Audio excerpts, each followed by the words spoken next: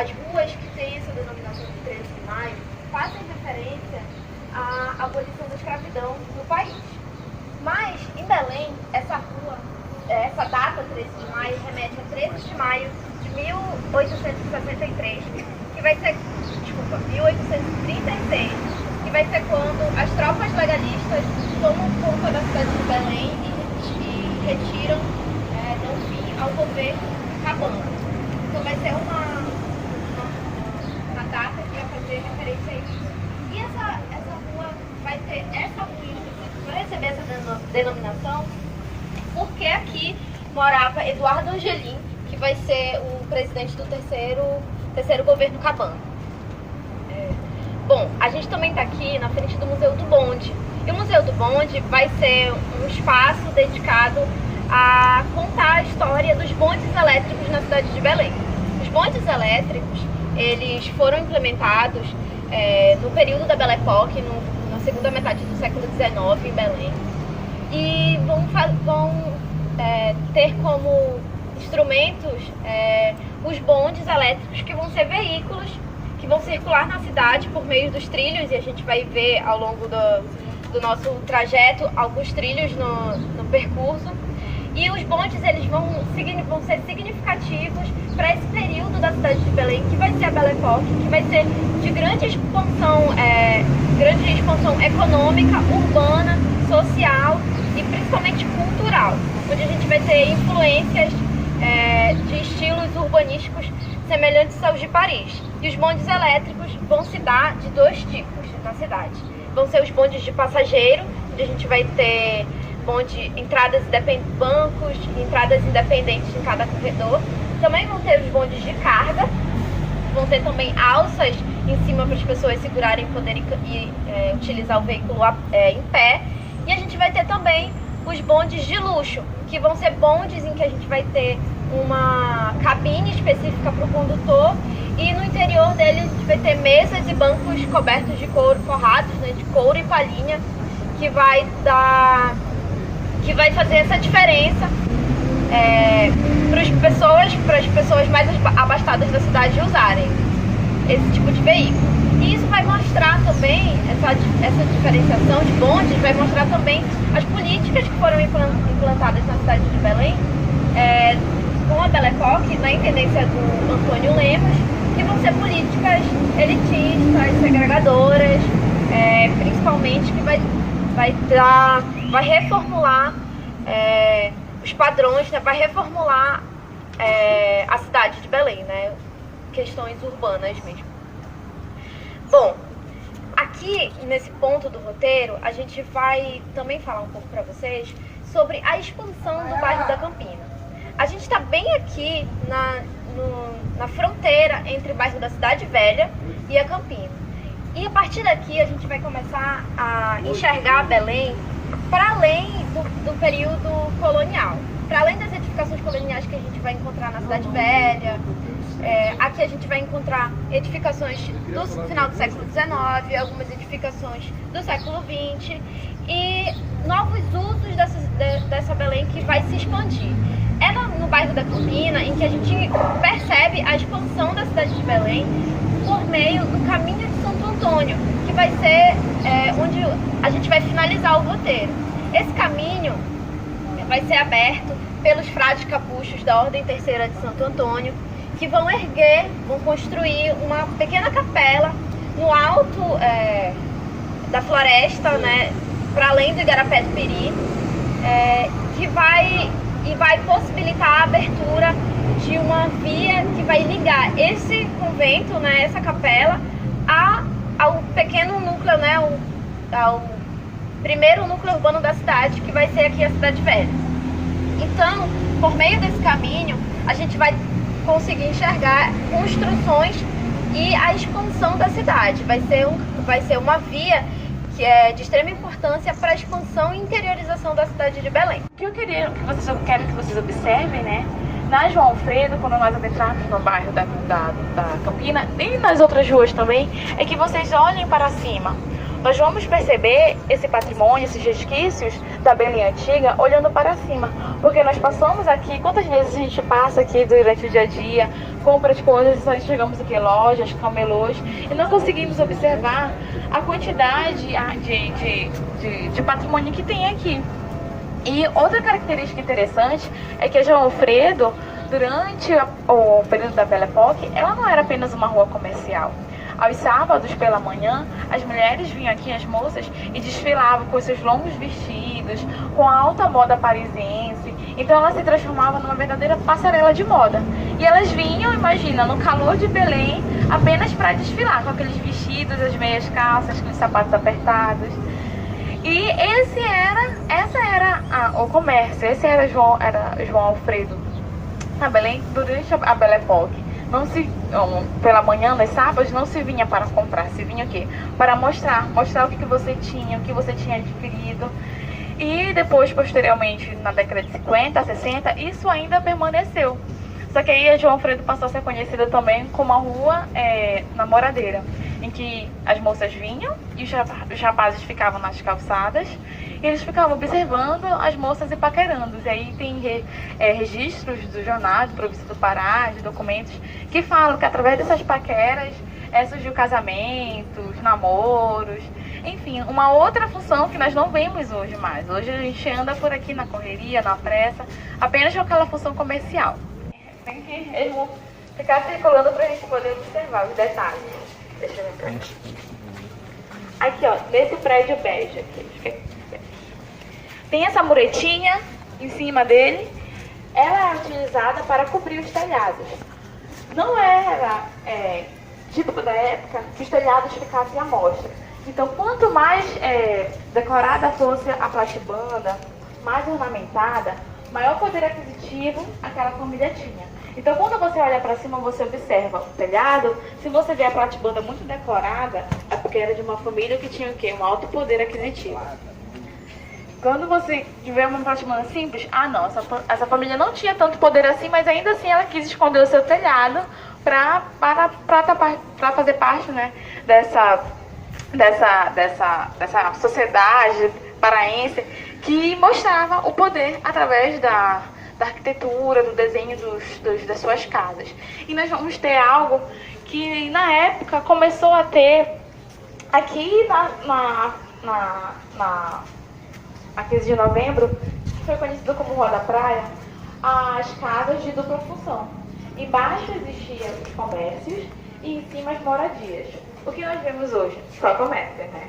A gente não vê mais moradia, assim, raramente temos alguém morando nesses prédios. E nós também temos descasos, como nós podemos observar naquele outro prédio rosa ali, que está nascendo árvores e florestas e tal, que é abandonado. Nós vamos observar isso. Então, o roteiro, ele é importante para isso, para trazer para a pessoa um outro olhar da cidade. Quando vocês passarem aqui pelo comércio, vocês já vão começar a olhar diferente, já vão observar, poxa, o que tem que ser cuidado, o que tem que ser preservado, e que nós temos a função de fazer isso. Não é só o poder público. Como que nós temos a função? Não jogando lixo, né? Quando você é professora agora, sempre fala isso, que quando você passa a entender a cidade como sua, como pertencente sua, como cidade sendo sua casa, sua cidade, você não vai sujar ela. Você joga lixo na sua casa? Não, porque o quê? Sua casa. Então, a cidade também pertence a todos nós e nós temos que cuidar dela, não jogar lixo, temos que preservar e mostrar ela para as outras pessoas. Vai também representar o que a gente chama de estratificação social, em que a gente vai conseguir reconhecer por meio da edificação a classe em que as pessoas estavam ali, se encaixavam. A gente vai também reconhecer nas ruas traços disso. Os próprios bondes que eu havia falado anteriormente vão ser divididos entre bondes de luxo e bondes de passageiro. Vai ser marca dessa estratificação social implantada pela intendência do Antônio Lemos com uma política extremamente elitista e segregadora, onde boa parte da população do centro da cidade vai ficar à margem, né, vão ser expulsas para a periferia para poder dar lugar a essas edificações que a gente tem aqui hoje. É interessante também falar que essa política, esse processo de transformação que Belém passou, também vai estar marcado no nosso discurso. Quem ouviu aqui já a expressão boró? Quem já utilizou essa expressão como sinônimo de dinheiro miúdo, pequeno? Boró vai ser uma espécie de vale transporte utilizado pelos bondes na cidade de Belém. Outra marca também que a gente tem presente, que também é registro, né, resquício desse período da Belle Époque, vai ser a expressão sem eira nem beira. Quem, né, já ouviu ou já utilizou essa expressão? Bom, ela faz alusão justamente a uma marca muito presente nas edificações da Belle Époque, que vão ser as platibandas. Existiam 3 tipos de coberturas de telhado, né? A eira, a beira e a tabeira. Na edificação que tinham esses três tipos, eram pessoas ricas, né, e abastadas. E quem não tinha nem eira nem beira, só tinha tabeira, eram as pessoas mais pobres. Então essa marca também vai estar presente no nosso discurso e nas nossas práticas, né, nas nossas práticas sociais. E é interessante justamente o que a gente pede, né, para fazer esse exercício de retomada a esse passado, para a gente entender como foi a expansão da cidade, e isso vai estar muito presente nas edificações, na forma como a malha urbana da cidade vai ser planejada. Se antes, na Cidade Velha, a gente tinha uma estrutura urbana que vai ser primeiro formulada pelas igrejas, que a gente vai ter as igrejas como limites fronteiriços dessa interiorização da conquista do território, agora a gente vai ter ruas que vão começar a ser pensadas como paralelas e transversais, para dar esse sentido de urbanização, né, de uma reformulação das estruturas urbanas da cidade, que vão vir justamente com a Belle Époque, né, no final do século XIX e início do século XX. Posteriormente, a igreja vai passar por várias reformas, várias intervenções, até ela chegar no seu estado que nós vemos hoje. O seu estado final, que é o que nós vemos hoje, vai ser iniciado em 1753 e vai terminar em 1754. E vai ter como um dos dirigentes, arquitetos dessa construção, o arquiteto italiano Antonio Landi, em que nós vamos ter, né, temos um roteiro específico do Landi, em que a gente fala das construções dele aqui na cidade de Belém, tanto no bairro da Cidade Velha, quanto aqui no bairro da Campina. O que o Landi vai modificar na igreja? Ele vai trabalhar mais na parte interna.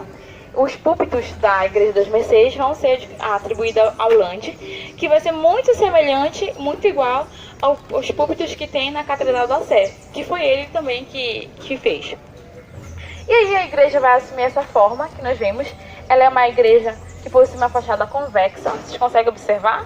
Ela com essa volumetria convexa. É a única aqui no Pará com essa volumetria assim, com essa fachada assim, e uma das poucas do Brasil que tem essa fachada convexa. Ela possui também um frontão, que é como se fosse esse triângulo de cima, central. Vocês conseguem ver? Tipo um triângulo em cima, bem na fachada, na verdade, onde está 1640, esse maior. O frontão é ondulado. A maioria das igrejas vão ter um frontão triangular reto. Vai ser todo retinho, ele igual o de Santana, nós vamos ver depois. Mas ela não, ela tem essa ondulação. E aquela data lá em cima, 1640, vai ser a data da fundação dela. O que vai acontecer? A Ordem dos Mercedários vão ser expulsa do Pará no final do século XVIII. A coroa portuguesa vai confiscar os bens da igreja e vai tomar também um convento. O convento é esse anexo ao lado da igreja, que nós vemos que hoje é a alfândega. Quando a corte vai confiscar os bens da igreja, eles vão pegar o convento e vai passar a direção militar de Santo Antônio. E aí vão transformar o convento em alfândega. Por que é importante falar essa questão da expulsão dos mercedários? Logo na construção do forte, logo no início de Belém, o que vai ter? Vai ter a política da cruz e a espada, em que vai vir a igreja para dominar os de dentro, né, os índios, e os militares para lutar contra os de fora. que os espanhóis, ingleses, holandeses, que vão querer dominar o território amazônico. Então, a coroa portuguesa vai adquirir essa política de cruz e espada para fortalecer o território tanto contra os de dentro quanto os de fora. Mas aí a igreja ela vai começar a se tornar forte aqui dentro. As ordens, né, jesuíticas vão começar a se tornar forte e terem grande influência com os de dentro, que são os índios, né? E aí a corte vai perceber isso e vai dizer, não, isso não pode acontecer, vamos expulsar eles. E aí vão expulsar várias ordens, vão expulsar os jesuítas e vão expulsar os mercedários. Posteriormente, com a corte assumindo, né, a Irmandade Militar de Santo Antônio assumindo o convento e a igreja e transformando o convento em alfândega, a igreja vai ter um incêndio em que vai destruir ela, uma boa parte dela. E aí, já no século XX, o IPHAN vai, em parceria também com o Estado, vai trabalhar para restaurar ela, para reformar ela. Só que o que nós observamos hoje é que ela precisa de um novo restauro, de uma nova reforma, né? Ela é uma igreja muito linda. Quem já teve a oportunidade, quem já entrou nela? Ela é uma igreja que vale a pena ver, visitar, né? Muito bonita, ricas em detalhes e que vão se perdendo os detalhes. A situação da Igreja das Mercês hoje é essa que nós vimos, a situação de abandono mesmo, né? Preciso que a política pública tome uma providência para fazer algo, para valorizar, que é um marco. Ela também foi importante durante o período da cabanagem. Aqui houve um dos motins da cabanagem, houve aqui na Igreja das Mercês, aqui na praça. Então ela é importante em vários aspectos na cidade de Belém, para a formação também do território da cidade. Na arquitetura árabe, como eu já falei para vocês, uma das características são os círculos, que podem ser identificados ali na fachada. E as cúpulas, aqui, os polígonos que são encontrados aqui no coisa da janela, os círculos e as colunas, bem aqui, bem no centro. E esse prédio verde, ele é característico da turca. Por quê? Como vocês podem ver, o traço dessa arquitetura, em comparação com essa, ele é mais reto. Vocês podem perceber, né? São traços mais retos e os mosaicos no gradil de cima, que também são características. Então vocês podem perceber isso. Ao lado da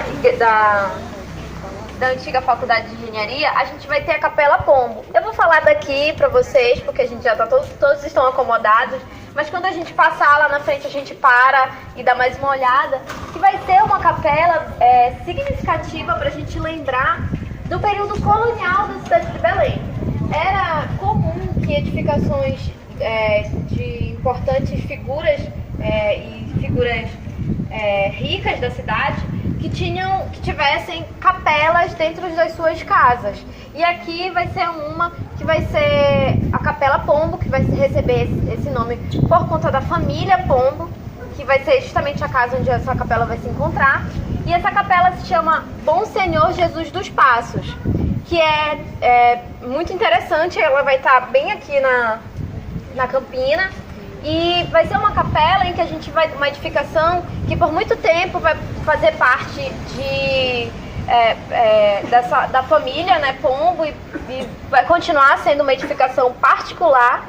Posteriormente, né, ela é tombada e posteriormente ela vai ser comprada pela Universidade Federal do Pará para ser dados novos usos. Porém, existe uma cláusula, né, no contrato de compra dessa edificação em que fala que ela pode receber novos usos, mas que tenha também usos ligados a questões religiosas. E o que se tem até agora é um projeto que se implemente cursos de cantos gregorianos né, dentro da capela. A capela, a fachada dela é muito interessante porque a gente vai conseguir encontrar capitéis dóricos, a gente vai conseguir encontrar adornos e elementos característicos do período colonial, mas que também vão conseguir ver uma riqueza de detalhes, de fogaréus, que vão ser justamente pequenos traços que vão remeter a chamas. E isso vai estar muito presente também nas edificações religiosas. A Capela Bom Senhor Jesus dos Passos, ela também vai ser importante aqui para o contexto da Faculdade de Engenharia, porque Bom Senhor Jesus dos Passos vai ser um santo homenageado um santo desse devoto, né, dos estudantes de engenharia, porque conta a história que nas épocas, nos períodos, né, de provas, de exames mais difíceis, os estudantes vinham aqui e depositavam moedas pedindo boas notas. É importante também a gente falar sobre edificações que vão ter significância para o contexto do espaço onde elas estão. A capela, ela ainda é frequentada, né? Quando ela estava aberta, ela ainda era frequentada, mas existe também tem outras edificações, como igrejas, a Igreja da Santana, onde a gente vai passar daqui a pouco, que vai ser um lugar que vai aparentemente destoar de onde está. A Capela Bom Senhor Jesus dos Passos, por exemplo, está no coração da Campina. A Igreja da Santana também vai estar bem na Manuel Barata, né, naquele fluxo do comércio da Manuel Barata com o Presidente Vargas. Mas vai ser um lugar onde a gente entra e encontra outros usos, né, encontra outras relações dentro. Então, enquanto a gente tem um fluxo constante no comercial, dentro dessas edificações a gente vai ter um outro tempo, um outro ritmo. E vão ser edificações que vão ser, né, monumentos onde o professor Jefferson, que é um professor da UFRA, vai falar pra gente que vão ser edificações que a gente vai conseguir enxergar aqui, né, na nossa linha, no nosso fluxo, no nosso movimento cotidiano, mas que vão ser edificações que vão para além disso, que vão ter outras relações, vão estabelecer outras relações para além desses que existem no cotidiano. Bom, eu vou falar um pouco aqui da Igreja Nossa Senhora do Rosário dos Homens Pretos.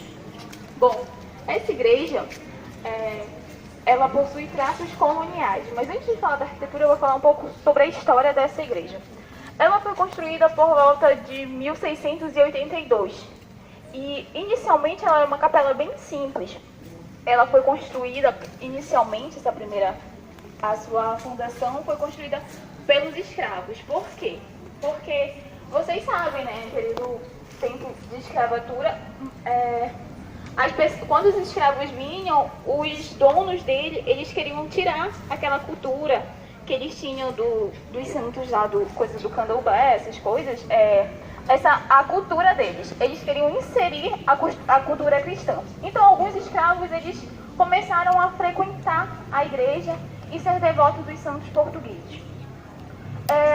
Mas também eles não poderiam frequentar a mesma igreja dos seus donos. Tanto que existiu a Igreja Nossa Senhora do Rosário dos Homens Brancos. Justamente por isso. Com o tempo, houve uma grande demanda de população, de devotos. E houve-se a necessidade de construir essa igreja que vocês estão vendo. Essa igreja, ela foi iniciada, essa construção, em 1725. E ela é atribuída a José Antônio Landi, grande arquiteto italiano, que foi falado também ali da Igreja das Mercês e vai ser falado ali na Santana também. Bom, mas devido a não ter tanto financiamento à igreja, ela demorou mais ou menos 2 séculos para ser construída, para ser finalizada. Bom, as características, elas possuem traços coloniais. Dentro da igreja a gente pode observar isso melhor, porém a gente não vai poder entrar porque está acontecendo missa aí, então a gente não vai poder adentrar a igreja, a não ser depois da fala aos poucos, olhar e observar algumas coisas. Ela possui por dentro as cúpulas, 3 cúpulas, ela possui 3 abóbodas, ela possui características muito marcantes do Landi, que são as torres, que a gente pode ter encontrado os sinos, as colunas, que são atribuídas ao Landi também. Por dentro dela, a gente pode ver desenhos, possui um desenho no centro dela, um desenho de um rosário. Lá dentro, no altar, possui 2 corredores, um à direita e o outro à esquerda. A direita, ele dá acesso à sacristia da igreja, e à esquerda a uma pequena capela chamada Capela Nossa Senhora da Soledade. Bom, em algumas escavações recentes foi descobertos também que desse lado direito, onde se localiza a sacristia, foi descoberto 2 altares desse lado, e que foi atribuído por volta do século XVII. E deixa eu ver, mas que eu lembro. Possui os altares ali, que podem ser, se vocês olharem aqui nessa direção, os altares ali dos santos. Eu queria falar uma coisinha. Pode crer.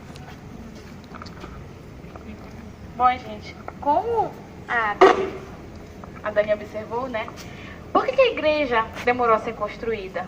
Né? A gente tem que entender isso. Por que outras igrejas foram construídas rápidas? Vem pra cá, pra cá. Falar mais alto? Ah, tá. Por que outras igrejas foram construídas mais rápidas e a dos homens pretos não? Justamente por conta do público que ela ia atender. A igreja dos homens pretos, ela ia atender ao público, os negros, que pediram, clamaram, né, para ter uma igreja só para eles. Como tinha a igreja dos homens brancos, tinha dos homens pretos também.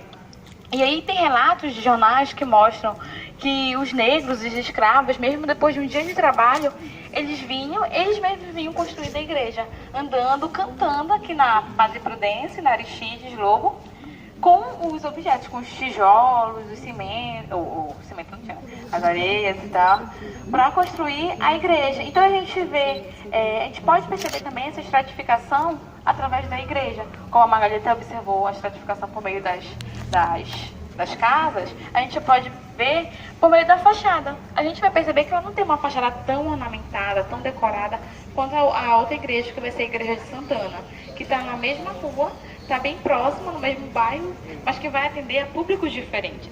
É claro que posteriormente isso foi mudando, a Igreja dos Homens Pretos foi atendendo a todos os públicos, foi tendo vários devotos, né? E a Senhora do Rosário, e ela foi modificando. Mas é interessante a gente observar isso, principalmente pela arquitetura, né? Dá pra gente fazer esse olhar pela fachada dela em comparação com as outras igrejas, com a Sé, com as Mercês, com a Igreja de Santana. Bom dia a todos. É muito legal que o roteiro, que é anterior ao projeto circular, tenha se incorporado ao projeto circular, que nasceu basicamente da ideia de alguns colegas preocupados com a questão do patrimônio histórico, e a MAC, a CAL, que é a responsável pela Galeria Camaracó, acabou incorporando isso e apresentou o projeto e tal. Então o projeto está praticamente com uns 3 anos, e eu acho que é um projeto muito importante para a cidade, porque ele vem da sociedade civil e a cada 2 meses ele dá o seu jeito. E quando eu digo dá o seu jeito, é porque as pessoas fazem mesmo por vontade, por iniciativa e com muito pouco suporte do poder público. Tem um engajamento do poder público, mas ele não vem muito na forma de recurso. Então, tudo que depende de recurso, ele depende basicamente de um processo mesmo de resistência dos grupos que apostam que a cultura é a forma de você, na verdade, resistir e fazer com que a cidadania seja exercitada através desse processo. E eu acho que isso é muito importante lembrar isso, e nesse momento eu acho que mais do que nunca resistir, né? Resistir, eu acho que é criar, resistir é dar uma forma de sobreviver a essa situação. E o que os artistas fazem, eu acho que na Campinas Cidade Velha, que cada vez mais tem uma concentração de artistas, é um processo de resistência.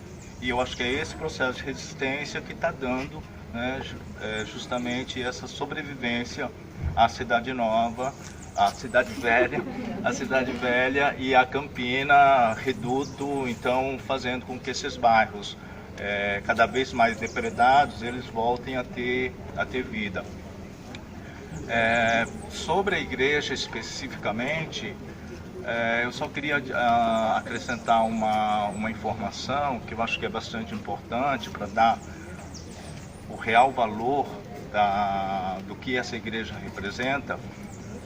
No livro do Bates, que é um naturalista britânico, lançado em 1853, eu acho que lá pelas páginas 66, 67, ele relata realmente os negros, vendo os negros à noite, carregando material de construção para construir a igreja. Imagina que em torno de 1700, a população de Belém, eu acho 1700, finzinho de 1700, começo de 1800, a população de Belém, ela tinha em torno de 10 mil habitantes, onde 50% da população eram escravos. Então, teve um momento em que 50% da população era escravo. Se imagina, então, uma casa como essa, a minha casa, hoje é a minha casa.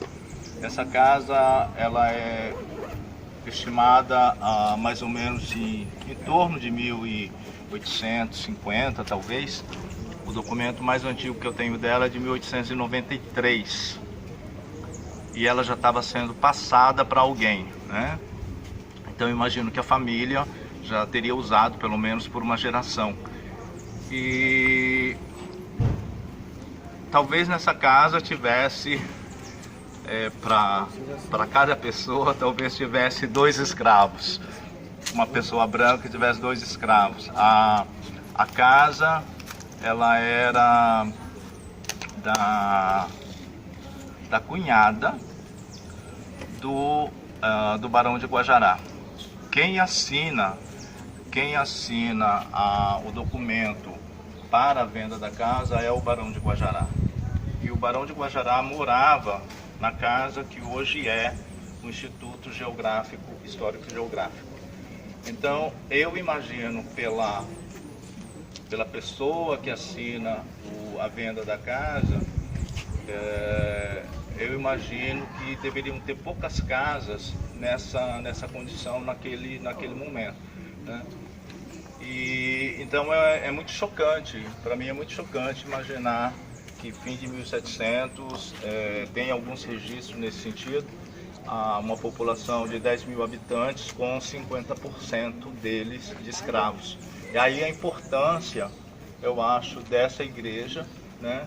E é muito interessante isso. Outro dia eu estava conversando com o pessoal da associação aqui do bairro, que é relativamente nova, que é muito importante eles conhecerem a história dos monumentos que tem no bairro, para poder apreciar mais ainda e saber que existe um registro desse livro tão importante do naturalista do Bates, né, de 1853. Imagina que foi anterior à publicação da teoria da evolução de Charles Darwin.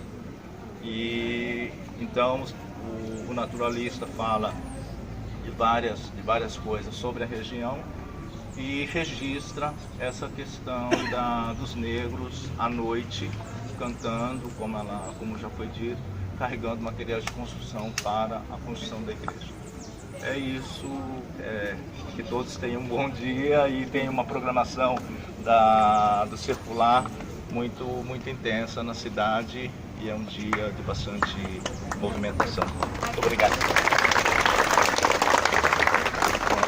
A gente agradece, né, a presença do seu Milton, porque são relatos assim, de pessoas que vivem no bairro, né, que a gente consegue observar o quanto o bairro é importante, quantos objetos que estão aqui presentes são importantes. A fábrica Palmeira vai ser construída, vai ser fundada em 1892. Logo quando está iniciando o período da Belle Époque, período em que Belém vai ter condições para se modernizar, graças à economia da borracha. Então vão se construir esses prédios que nós conhecemos hoje, o Teatro da Paz, o ex-Grande Hotel, né, que ficava onde nós temos o Hilton, tínhamos o Hilton, agora precisa do Sam. Então vai ser um dos períodos em que Belém vai ter mais investimentos para se modernizar. E é o que vai acontecer, vai se instalar aqui a Fábrica Palmeira. A Fábrica Palmeira, ela vai ser uma fábrica com um maquinário muito evoluído para a época, muito moderno. Ela vai fabricar, só para vocês terem uma ideia, mais de 70 tipos de massa, mais de 100 tipos de caramelo e mais de 40 tipos de biscoito. Então, imagina que é uma fábrica desse porte aqui no bairro da Campina, aqui na cidade de Belém. Então, eles exportavam para os outros estados, para fora do país. E ela era muito luxuosa. Todo aquele glamour da Belle Époque que nós vimos hoje no Teatro da Paz, imagina numa fábrica. Os ornamentos, os lustres, e tinha na Fábrica Palmeira. No hall de entrada da fábrica existia um café, que era um café muito famoso, em que a família mais rica de Belém, né, as pessoas de alto poder aquisitivo, vinham passar suas tardes nesse café. Eles iam no Teatro da Paz, iam no Cine Olímpia e depois vinham no Café da Palmeira ou no Café do Grande Hotel, que era um hotel onde nós temos o Hilton hoje, que também foi o primeiro hotel inaugurado em Belém, com requisitos, com o glamour da Belle Époque, em que não existe mais hoje.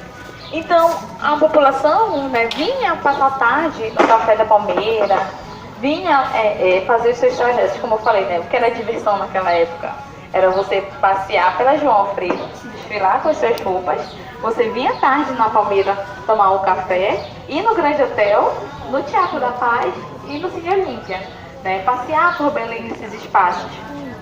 E aí a fábrica ela se tornou muito grande, ela começou a exportar, ela começou a ser uma marca em Belém, até que ela pegou fogo em 1924 e ela foi destruída completamente.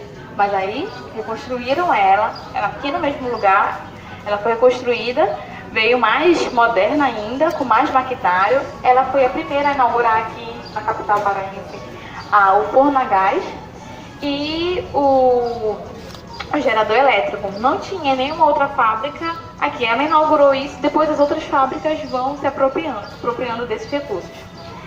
Só que lá pela década de 60, com os capitais estrangeiros se instalando na cidade, a mudança política no país, mudança econômica também que o país vai sofrer, a Fábrica Palmeira não vai conseguir permanecer, porque ela não vai ter mais os seus incentivos. Né? Os incentivos vão ser para os capitais de fora. E aí ela vai à falência. E o que vão fazer com a Fábrica Palmeira da falência? Vão demolir ela. Na década de 70 demolem completamente a fábrica, que era luxuosa, ela possuía lustres de cristais, balcões de madeira de carvalho, que, como a gente pode observar um pouco na imagem, o tamanho dela, né? Se você jogar na internet, você vai ver fotos dela antiga. E aí vai ficar um imenso buraco aqui nesse espaço onde nós temos hoje, que aí vai ser o segundo momento, o buraco da Palmeira, que vai ser um espaço só lixo, fedor e sem uso. E aí eu tenho, por exemplo, a minha avó tem lembrança desse espaço ainda. Muitas pessoas têm lembranças, né? Minha mãe, né, tem lembranças de como era o buraco da Palmeira. E aí, posteriormente, em 2001, o governo de Edmilson, ele vem com um projeto de transformar isso aqui no Espaço Palmeira, que inicialmente seria um teatro ao ar livre, com uma praça e estacionamento no subsolo. Mas aí, por conta dos comerciantes ambulantes que estavam localizados na Presidente Vargas, como eles tinham que ir para algum lugar, teve que se readaptar esse espaço ao que nós vemos hoje, para que os comerciantes pudessem ser instalados aqui. Mas nós vemos muitos problemas ainda de infraestrutura, por exemplo, você não circula aqui nesse espaço durante o dia, porque é perigoso, tem um problema do lixo, esses problemas que a nossa cidade enfrenta, né? E que é um espaço que deveria ser valorizado, ter sua memória voltada para a importância que foi no passado, mas que hoje, infelizmente, né, não tem. Eu queria falar para vocês sobre a Igreja de Santana, que é a obra-prima do arquiteto italiano Antônio Giuselandi. Uma outra informação, essa rua, a Padre Prudêncio, foi a rua em que o Landi morou. Ele morou aqui nessa rua, só não se sabe exatamente onde foi a casa dele, mas ele morou aqui. E por isso também ele construiu a Igreja de Santana aqui. O Landi, ele era devoto de Santana, que é a mãe de Maria, avó de Jesus. Ele era muito devoto dela. E ele viu a necessidade de se construir uma igreja que viesse homenagear a sua santa predileta. E aí, ele é arquiteto, né? Vamos construir uma igreja. Construiu a igreja de Santana. E eu queria que vocês observassem a diferença de detalhes que ela tem para os homens pretos, que eu falei agora há pouco. A igreja ela demorou um pouco a ser construída, mas não foi tanto igual a dos homens pretos. Ela demorou apenas 20 anos, porque não foi um pedido do Estado, né, nem um pedido da corte da igreja. Land construiu por interesses próprios, então faltou recursos financeiros para terminar de construir. Ele mesmo doou recursos e, né, por isso demorou a construção da igreja. E aí nós vamos perceber que a arquitetura dela é diferente. Eu quero que vocês observem ela, se vocês puderem, tipo, só se dirigir ou olhar aquela. A volumetria que tem na fachada, as colunas, essas colunas adorçadas, que são colunas junto à igreja, é uma característica muito forte do Land. Nós temos também o frontão triangular reto, que foi aquele que eu falei, que é diferente da igreja das Mercês. Esse frontão, temos a cimalha que divide a igreja, e tem algo na igreja que não foi o Land que colocou e que não é característica italiana, mas que a população pediu para ter, que são as torres. Não existiam as torres na igreja de Santana. Em 1839, houve uma reforma que colocaram as torres na igreja. Por quê? A população, né, pedia características portuguesas, a igreja não tinha. Land italiano construiu ela toda italiana. E aí pediu características e o que colocaram? As torres. As duas torres que muitos arquitetos consideram uma ferida no Land, porque a igreja ia ser a única igreja, né, daqui de Belém, de fato, completa. A única não, tem a de São João Batista, mas seria uma das únicas, de fato, completamente italiana. E aí a gente observa também, se tivesse aberto, a gente daria para a gente entrar.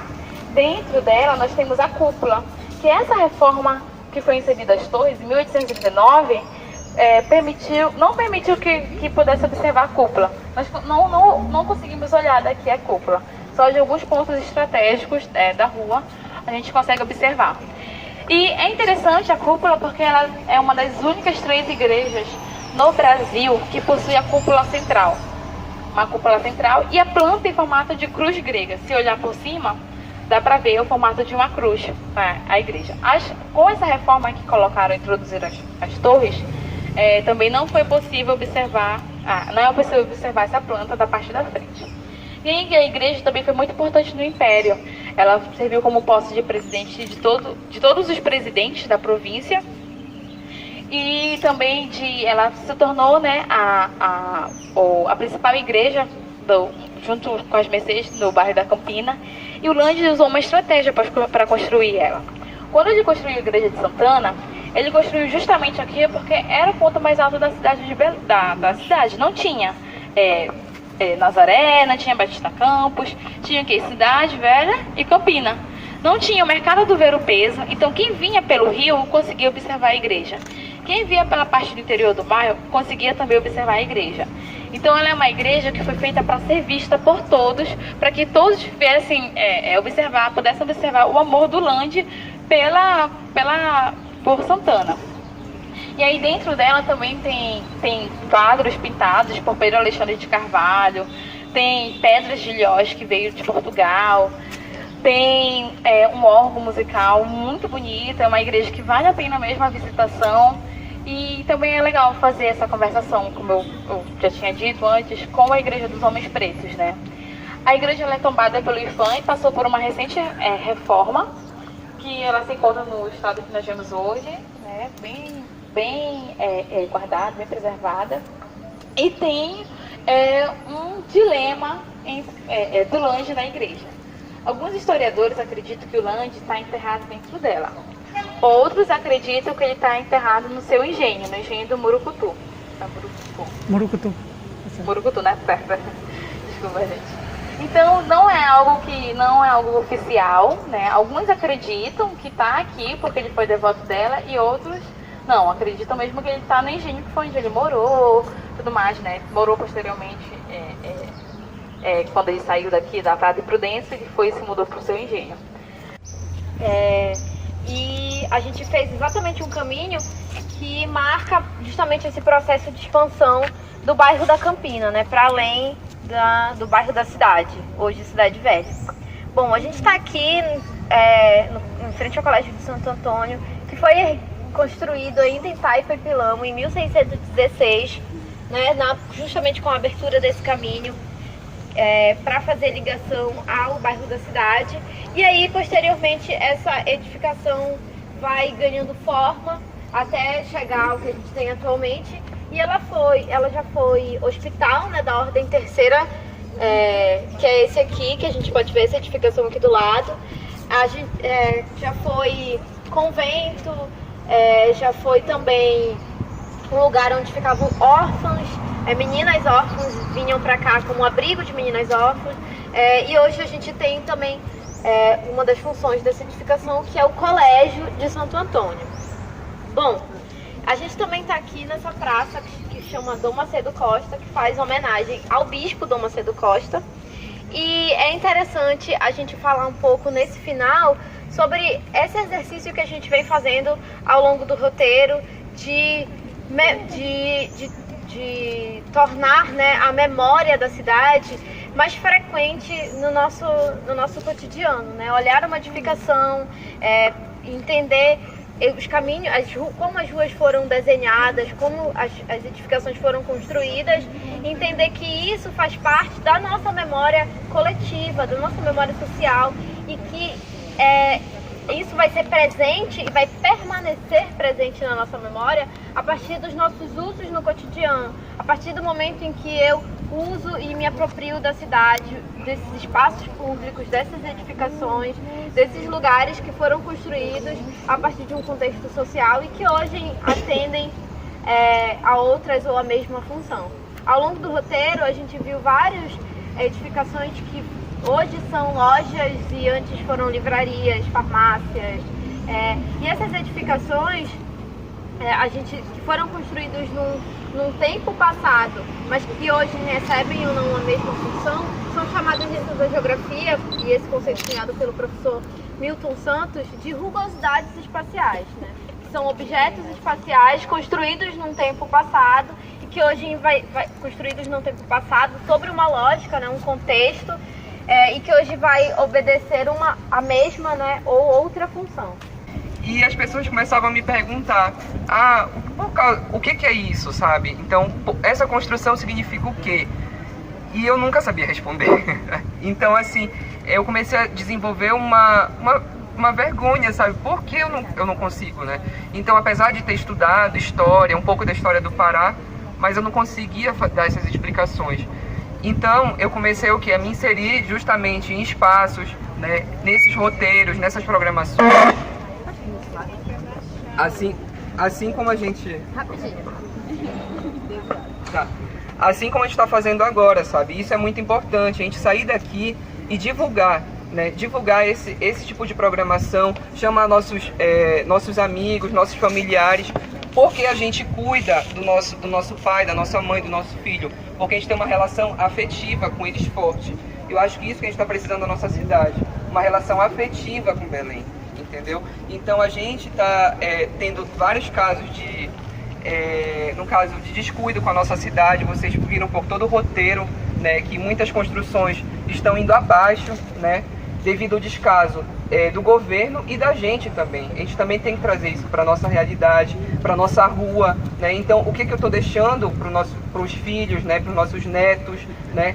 Eu estou deixando o quê? Será que eu estou preservando a minha própria história?